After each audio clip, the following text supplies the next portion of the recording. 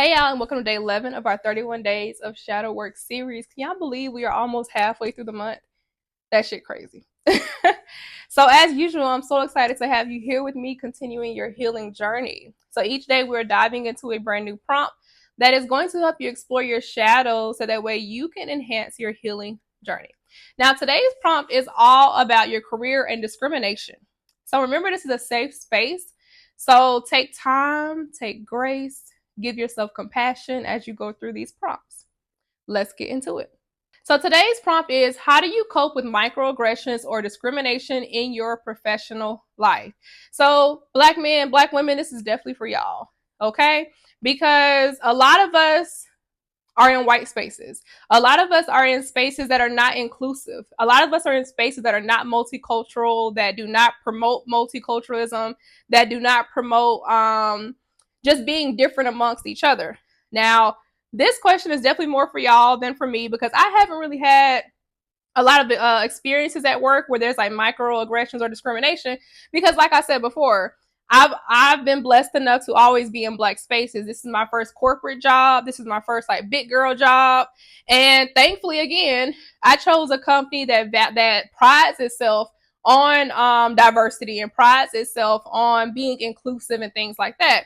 And so I don't really experience like microaggressions. I don't have experiences at work where I'm worried about my hair, or I'm worried about the way that I talk, or I'm worried about the way that I work and things like that. I have a really good manager who's very understanding, and anytime I have an issue, anytime I need to vent, anytime like something needs to be handled and it's above me, like he's really, really supportive and really good at helping me out with those things. So me personally, I haven't really had microaggressions or experiences of discrimination at work. I think the most like discrimination I've ever experienced at work is like my body.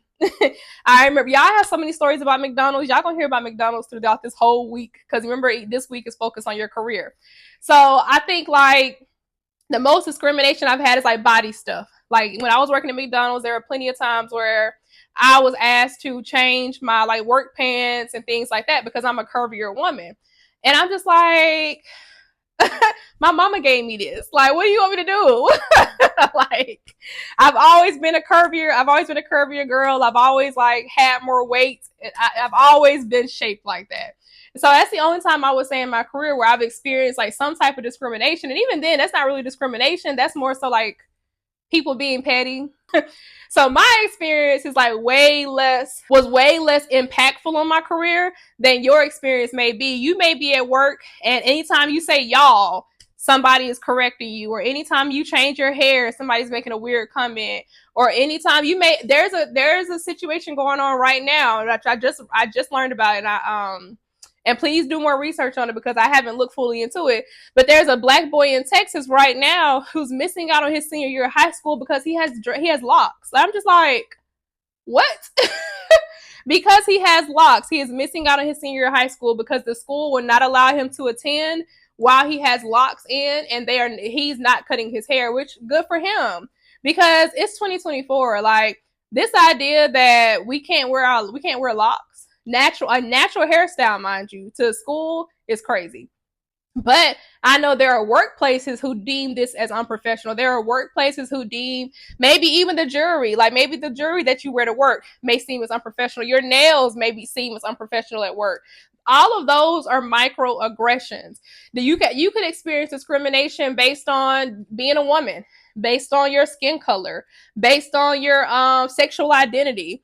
Like all of these things are discrimination. So I want you to think about all the times you may have experienced a microaggression or discrimination at your workplace, and how are you coping with those things? Because some of us are more so like, it kind of is what it is. Like, this is what my work day is going to be like. And if you are someone who's like, I'm going to be dealing with microaggressions every day in my work day, you need to have coping skills.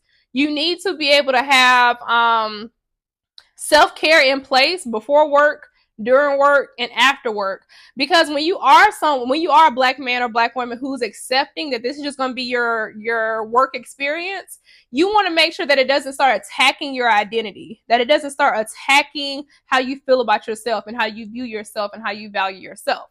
So ask yourself that question. How are you coping with those microaggressions? How are you coping with that discrimination?